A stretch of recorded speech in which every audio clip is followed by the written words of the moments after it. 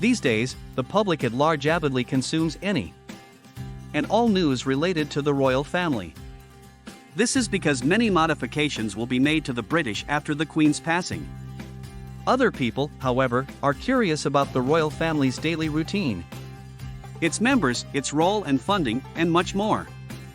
So, in this video, we have compiled some of the most important facts about the British royal family for your convenience. If you think it sounds interesting, then first make sure to give a thumbs up to this video, and thank you guys for your interest. Also, don't forget to subscribe to our channel. Now, let's begin. British royal family. King Charles III and his family members make up the British royal family. There is no strict legal or formal definition of who is or is not a member of the royal family, though the royal household has issued various lists outlining who is or is not a member. They assist the monarch in public engagements and frequently pursue charitable work and interests. The royal family is regarded as a cultural icon in the United Kingdom. Members. King Charles III is now the head of state of the United Kingdom and 14 other Commonwealth realms. On the Saturday following the Queen's death, Charles was formally proclaimed king. This event took place in front of a ceremonial body known as the Accession Council at St. James's Palace in London. He is the monarch of the United Kingdom. He is the father of 2 children and grandfather to 5 grandchildren. The Lord Chamberlain's list of the royal family includes all of George VI's descendants and their spouses, including the divorced Sarah, Duchess of York, as well as Elizabeth II's royal cousins and their spouses. The Lord Chamberlain's list is used to govern the use of royal symbols and images of the family. Meanwhile, the royal family's website provides a list of members of the royal family, with the exception of Princess Beatrice, Princess Eugenie, and the Duchess of Kent, who correspond to the royal family members. According to the royal family's guidelines for greeting members of the royal family, they should be addressed with Your Royal Highness. Surnames and titles. The monarch's children and grandchildren, if they are the children of the monarch's sons, as well as the children of the Prince of Wales's eldest son, are automatically entitled to be addressed as Prince or Princess with the title His or Her Royal Highness, HRH.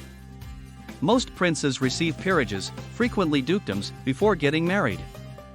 As a result, Peter Phillips and Zara Tyndall, the children of the king's sister, Princess Anne, are not prince and princess.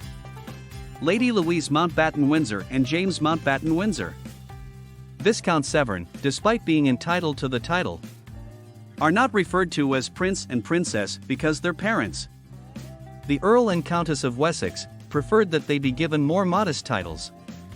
According to reports, the king wishes to reduce the number of titled members of the royal family. Wives of male members of the royal family are expected to share their husbands' titles and styles. Princesses by marriage have the title prefixed to their husband's name rather than their own. For example, Princess Michael of Kent is the wife of Prince Michael of Kent. Upon marriage, sons of monarchs are traditionally given dukes, and these peerage titles pass to their eldest sons. The surname Windsor is used by male line descendants of King George V, including women until they marry, except for women who marry. The surname of Queen Elizabeth II's male line descendants is Mountbatten-Windsor, reflecting the name taken by her Greek-born husband, Prince Philip, Duke of Edinburgh, upon his naturalization. Members of the royal family who hold the titles of prince or princess and the style of His or Her Royal Highness are not required to have a surname. Surnames are used by these people on official documents such as marriage registers. Public role. During Queen Elizabeth II's reign, her children and their spouses, grandchildren and their spouses, and cousins and their spouses performed official duties on her behalf. Only the children of King George V's sons carry out royal engagements among her cousins, with the exception of constitutional functions. The family supported the Queen in her state and national duties. If the sovereign is unable to perform his duties, 2 councillors of state must be appointed, with the Prince of Wales, the Duke of Sussex, the Duke of York, and Princess Beatrice being the only candidates. Every year, the family conducts over 2,000 official engagements throughout the UK and worldwide, entertaining 70,000 guests and responding to 100,000 letters. State funerals, national festivities, garden parties, receptions, and visits to the armed forces are among the engagements. Many members, including the King's brothers and sons, have served in the armed forces. The court circular, a list of daily appointments and events attended by the royal family, keeps track of engagements. Royals frequently accompany public appearances with walkabouts, in which they greet and converse with members of the public outside of events. The royal family attends annual events such as the state opening of Parliament, Trooping the Colour, and the National Service of Remembrance. According to historian Robert Lacey, Elizabeth II once stated that the honoree's investments are the most important thing she does. Investitures are also performed by Prince William and Princess Anne. Family members serve as ambassadors for the king on official visits and tours to other countries in order to strengthen diplomatic relations. They have also represented the monarch at Commonwealth meetings. On the advice of the Foreign and Commonwealth Office, the royal family also participates in state visits, which include welcoming dignitaries and a formal banquet. The family has been described as soft power assets by journalist James Forsyth. Given the royal family's public role and activities, couriers sometimes refer to it as the firm, a term coined by George VI. Members of the royal family are politically and commercially independent, and their public roles do not conflict with their private lives. The royal family is regarded as a cultural icon in the United Kingdom, with young adults from other countries naming the family as one of the people they most identify with. Members will be expected to promote British business. Royals are typically Church of England members, led by the monarch, and have previously served as Lord High Commissioner to the Church of Scotland. The Duke of York was compelled to step down from his public positions in 2019 as a direct result of the backlash that followed the broadcast of the interview Prince Andrew and the Epstein scandal. His resignation became permanent the following year, in 2020.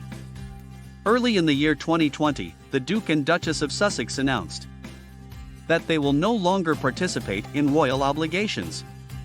As a result of these departures, there is a scarcity of members of the royal family to cover the growing number of patronages and engagements. Funding.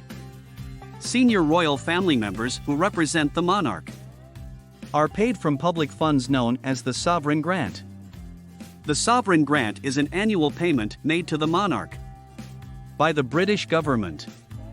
It is derived from the Crown Estate's revenues, which are derived from commercial properties owned by the Crown.